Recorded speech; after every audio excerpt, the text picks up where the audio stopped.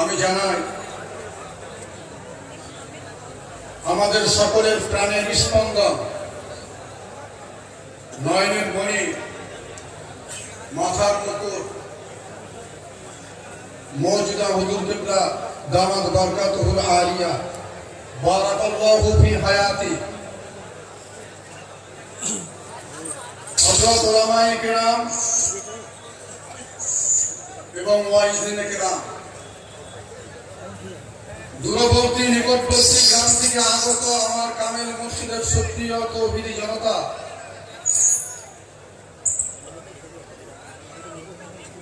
লাইভে দর্শনরতা আমাদের সম্মান ও শ্রদ্ধার পাত্রী মা এবং বোনেরা, সকলের উদ্দেশ্যে আমার প্রাণ উজাড় করা মহব্বতপূর্ণ সালাম পেশ করছি। আসসালামু আলাইকুম ওয়া রাহমাতুল্লাহি তাআলা ওয়া বারাকাতুহু।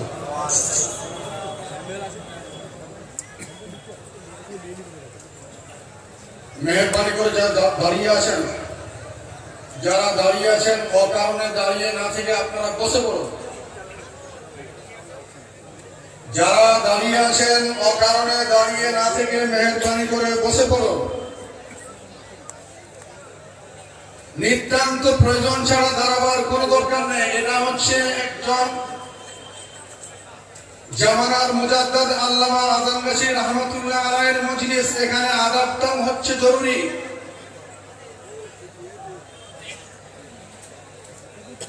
তো যে আল্লাহ রাব্বুল ইজ্জত ওয়াল জালাল কোথা থেকে শত শত মাইল, হাজার হাজার মাইল দূর থেকে সুস্থতার সঙ্গে, নিরাপদের সঙ্গে দুনিয়ায় জান্নাতের বাগানে পৌঁছে দিয়েছেন, সেই রব্বুল ইজ্জত ওয়াল জালালের দরবারেতে লাখো কোটি সুজুদ, তার রাসূলের প্রতি লাখো কোটি দরুদ। রব্বুল ইজ্জত ওয়াল জালালের পক্ষ থেকে অবতীর্ণ হোক, নাযিল হোক আমার পাঁচ কামেল মুর্শিদের প্রতি লাখো কোটি রহমত। সুবহানাল্লাহ। আমরা যারা এখানে উপস্থিত হয়েছে, আমাদের জীবনটাকে সঠিক পথে পরিচালনা করে জান্নাত পর্যন্ত পৌঁছানোর জন্য এই মজলিসগুলো এক গুরুত্বপূর্ণ নিয়ামত। সুবহানাল্লাহ।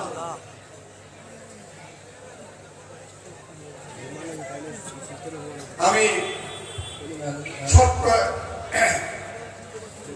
তেলাওয়াত করেছি সূরা আসর থেকে, এরই সম্পর্কে দু একটা কথাবার্তা বলবো। এখানে এসেছি কেন,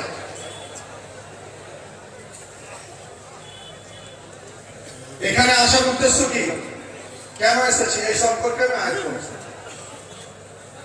খুব ছোট্ট করে সংক্ষিপ্ত সময়ে বলে দিচ্ছি, মেহেরবানি করে খুব গুরুত্ব দিয়ে শুনুন আর মহব্বতের সঙ্গে একবার হাক্কানি দরুদ শরীফ পড়ুন। আল্লাহুম্মা সাল্লি আলা সাইয়্যিদিনা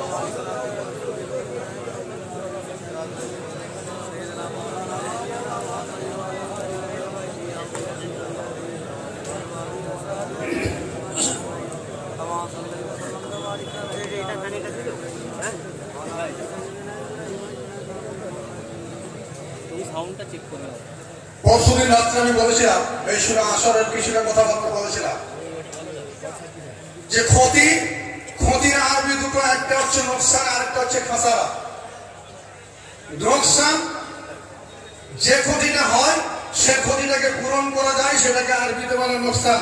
আর খাসারা এমন একটা ক্ষতি যে ক্ষতিটা হয়ে গেলে তার পূরণ করা যায়নি, সেটাকে আরবিতে বলা হয় খাসা। আল্লাহ রাব্বুল আলামিন বলেন ইন্নাল ইনসানা লাফি খুসর, অবশ্যই মনুষ্য মণ্ডলী বা মানব গোষ্ঠী তারা অপূরণীয় ক্ষতির মধ্যে আছে। ইন্না শব্দ এখানে দিয়েছে, তার মানে নিশ্চয়ই, এতে কোনো সন্দেহ নেই। আমরা এখানে বাড়ি ঘর, ছেলে পুলে, সন্তান সন্ততি, কাজ কর্ম, সুখ শান্তি, আনন্দে খাওয়া শোয়া ইত্যাদি সবগুলো ত্যাগ করে এখানে এসেছি আমাদের অপূরণীয় ক্ষতিটাকে পূরণ করার জন্যই। বলি আলহামদুলিল্লাহ। কেমন ক্ষতি? ওমর রাদিয়াল্লাহু তাআলা আনহু তিনি নবী হত্যা করতে এসেছেন। রাসূল সাল্লাল্লাহু তাআলা আলাইহি ওয়াসাল্লামকে তরোয়াল নিয়ে হত্যা করতে গেলেন। আর রাসূল সাল্লাল্লাহু আলাইহি ওয়াসাল্লামের সামনে পৌঁছে রাসূল সাল্লাল্লাহু আলাইহি ওয়াসাল্লামের চেহারার দিকে তাকিয়ে বললেন, হে আমার মাহবুব, আপনি আমাকে কলমা পড়িয়ে দেন। সুবহানাল্লাহ। ছিলেন কেমন ওমর? আর রাসূল সাল্লাল্লাহু আলাইহি ওয়াসাল্লামের দরবারে এসে তিনার কাছে এসে ব্যক্তিটা হলে কেমন কেমন ব্যক্তি তিনি? আকাশের নক্ষত্রগুলো গণতি করে কোনদিন শেষ করা যাবে। 26 বছর বয়সে ওমর রাদিয়াল্লাহু তাআলা আনহু ইসলাম ধর্ম গ্রহণ করে এমন ভালো কাজ করেছে, তার ভালো কাজগুলো গণতি করে শেষ করা যাবে না। তিনি হাদিস থেকে শোনাচ্ছি,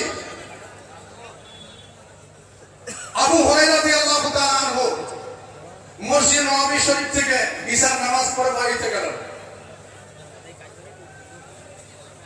বাড়িতে যাওয়ার পরে কিছুক্ষণ পরে একটা মেয়ে মানুষ এলেন। আসার পরে বললেন, আপনার সামনে দরজার সামনে দাঁড়িয়ে আছেন। দরজায় আওয়াজ দিলেন। আবু হুরায়রা রাদিয়াল্লাহু তাআলা আনহু তিনি বের হয়ে এলেন। আসার পরে জিজ্ঞাসা করলেন, কি ব্যাপার, কি দরকার? তো বলছে, আমি একটা মশলার জন্য আসছি। কি বলো? বলছে, আমি জেনা করেছি, ব্যভিচার করেছি, আর তা দিয়ে আমি অন্তঃসত্ত্বা হয়েছি। একটা বাচ্চা আমি ছিল, বাচ্চাটাকে আছাড় দিয়ে আমি মেরে দিয়েছি। এইরকম গুনাহ আমার আল্লাহ রাব্বুল আলামিন maaf করবে কিনা সেটা আপনাকে জানার জন্য এসেছি। আবু হুরায়রা রাদিয়াল্লাহু তাআলা তিনি বললেন, তুমি তো অবশ্যই তুমি কবিরা গুনাহ, বড় গুনাহ করেছো, আবার বাচ্চাটাকে আছাড় দিয়ে মেরে দিয়ে তুমি আরো গুনাহ করেছো, এই গুনাহ maaf হবে না। মেয়ে মানুষটি হাত দুটো তার কপালে আঘাত করতে করতে বলে যাচ্ছে যে, আরে এত সুন্দর শরীর আমি তৈরি করেছি, এত সুন্দর করে শরীরটা আমি রেখেছিলাম এই জাহান্নামের আগুনে যাওয়ার জন্য। এইভাবে ক্রন্দন করতে করতে মেয়ে মানুষটা বাড়ি চলে গেল। ফজরের সময় আবু হুরায়রা রাদিয়াল্লাহু তাআলা আনহু তিনি মসজিদ নববীতে গেলেন আর ফজরের নামাজ পড়ে রাসূল সাল্লাল্লাহু আলাইহি ওয়াসাল্লামকে জিজ্ঞেস করলেন, ইয়া রাসূলুল্লাহ সাল্লাল্লাহু আলাইহি ওয়াসাল্লাম, একজন মেয়ে মানুষ এসেছিল, এই ব্যাপার বলেছিল, আমি তাকে এই কথা বলেছি।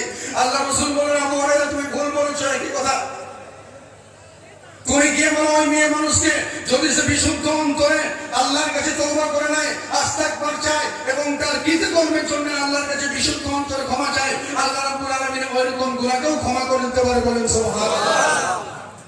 ভাইরা, আজকে আমরা যারা এখানে এসেছি, ওলি আল্লাহর দরবারে এসেছি, নায়েবে রাসূল নায়েবে নবীর দরবারে এসেছি, এই সমস্ত ক্ষতিগুলোকে পূরণ করার জন্য এসেছি। তারপরে আবু হুরায়রা রাদিয়াল্লাহু তাআলা আনহু ওই মেয়েটাকে খোঁজ করতে শুরু করলেন। খোঁজ করতে করতে দেখলেন মেয়েটাকে পাওয়া গেছে। পাওয়ার পর উনি বললেন যে, শোনো, রাসূল সাল্লাল্লাহু আলাইহি ওয়াসাল্লাম তোমার ব্যাপারে বলেছে, তুমি যদি বিশুদ্ধ অন্তরে তওবা করো আর খালেস আল্লাহর কাছে যদি তুমি মাফ চেয়ে নাও এবং তোমার কৃতকর্মের জন্য তুমি যদি এহসাস করো, অনুতপ্ত হও, আল্লাহ রাব্বুল আলামিন তোমার এরকম গুনাহকেও মাফ করে দিবেন। সুবহানাল্লাহ। এই শোনার পরে মেয়েটি সিজদায় পড়ে এরকম বলল যে, আল্লাহ, আমার মতো এরকম গুনাহগারিনীর জন্য, আমার মতো এরকম পাপিষ্ঠ মেয়ের জন্য এখনো পর্যন্ত তুমি তওবার দরজা খুলে রেখেছো। এই বলে মেয়েটি সিজদায় পড়ে গেল। আল্লাহ রাব্বুল আলামিন বলেন, শোনো, শুধু গুনাহ মাফ আমি করি না, ওয়াইবাদদিলুল্লাহু সাইয়্যাতিহিম হাসানাত। এই বিশুদ্ধ অন্তর নিয়ে যদি তওবা করতে পারো আর মাফ চাইতে পারো, আমি তো গুনাহগুলো মাফ করে দিই আর সেটাকে নেকি দিয়ে আমি ভরপুর করে দিই। বলি সুবহানাল্লাহ। আরেকজন ব্যক্তির কথা বলি। একজন ব্যক্তি আল্লাহ রাসূলের কাছে এলেন। আসার পর বললেন, ইয়া রাসূলুল্লাহ, আপনি যা করবেন সব মেনে নেব, আমার কিন্তু একটা শর্ত আছে, এটা আপনাকে মেনে নিতে হবে। বলছি, কি বলো? আপনি চুরি করতে নিষেধ করবেন, আমি চুরি করবো না। আপনি মদ পান করতে নিষেধ করবেন, আমি মদ পান করবো না। মিথ্যা বলতে নিষেধ করবেন, আমি এটাও করবো না। জেনা করার পারমিশনটা দিতে হবে, এটা কিন্তু আমার জেনা করার খুব শখ।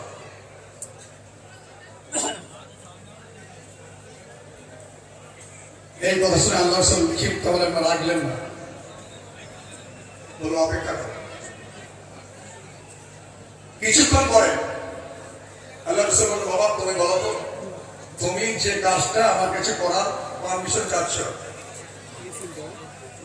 এই কাজটা যদি তোমার বোন তোমার সঙ্গে করে তুমি রাজি হবে? বলছে না। তোমার খালা যদি করে? না। তোমার ফুফু যদি করে? না। তোমার মা যদি করে? না। পরপর পরপর ব্যক্তি রেখে যাচ্ছে। তো রাসূল সাল্লাল্লাহু আলাইহি ওয়াসাল্লাম বললেন, তুমি যে কাজটার পারমিশন চাচ্ছ এটা তো নিশ্চয়ই কোনো মেয়ে লোকের প্রতি প্রয়োগ করবে। সে তোমার মা নয়, সে তোমার মতো কারো একজনের মা, সে তোমার বোন নয়, তোমার মতো কারো একজনের বোন, তোমার খালা নয়, তোমার মতো কারো একজনের খালা, তোমার ভাবি নয়, তোমার মতো কারো একজনের ভাবি। তোমার জন্য যে করে পছন্দ করছো না, অপরের জন্য সেটা কি করে পছন্দ করছো? ভাইরা আমার বলার উদ্দেশ্য একটাই ছিল, ওয়ালাউ আন্নাহুম ইযজালামু আনফুসাহুম জাউকা ফাস্তাগফিরুল্লাহ ওয়াস্তাগফারা লাহুমুর রাসূল লাওয়াজিদুল্লাহা তাওয়াবার রহিমা। এখানেতে আল্লামা আযানগাছী রাহমাতুল্লাহ আলাইহির দরবারে একজন জেনাকার আসবে, এখান থেকে সে ব্যক্তি সাধু হয়ে বেরিয়ে যাবে। সুবহানাল্লাহ। আল্লামা আযানগাছী রাহমাতুল্লাহ দরবারে একজন নারী সতীত্বের জম এখানে আসবে, ওই ব্যক্তি নারী সতীত্বের পাহাড়দার হয়ে বেরিয়ে যাবে।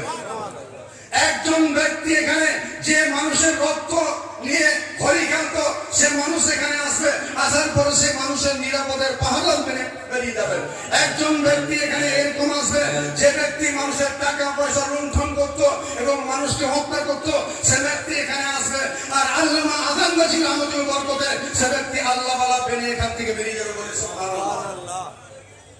আজকে আমার আশ্চর্য হয়, করুণা হয়, রাসূল সাল্লাল্লাহু আলাইহি সাল্লামকে আবু জাহাল চোখে দেখে রাসূল বলে মানতে পারেনি এবং কালিজায় ভয় আসে না। আল্লামা আযানগাছী রাহমাতুল্লাহ আলাইহি এত বড় বড় মজলিস গুলো, যেখানে কোনো পুলিশ নেই, কোনো মিডিয়ার নেই, কোনো আর্মি নেই, নিয়ন্ত্রণ করার কেউ নেই, একমাত্র আল্লাহ রাব্বুল আলামিন যেখানকার নিয়ন্ত্রণ। এই সমস্ত মজলিসকে দেখো এক শ্রেণীর মানুষের কালিজায় ভয় আসে না, এদের ভাগ্যে কি আছে তা আল্লাহ জানে। যাই হোক, আমি এই মাহফিলে দাঁড়িয়ে বয়ান করার ইস্তেদাত আমার নেই, সালাহিয়াতও নেই, দক্ষতাও নেই, যোগ্যতাও নেই।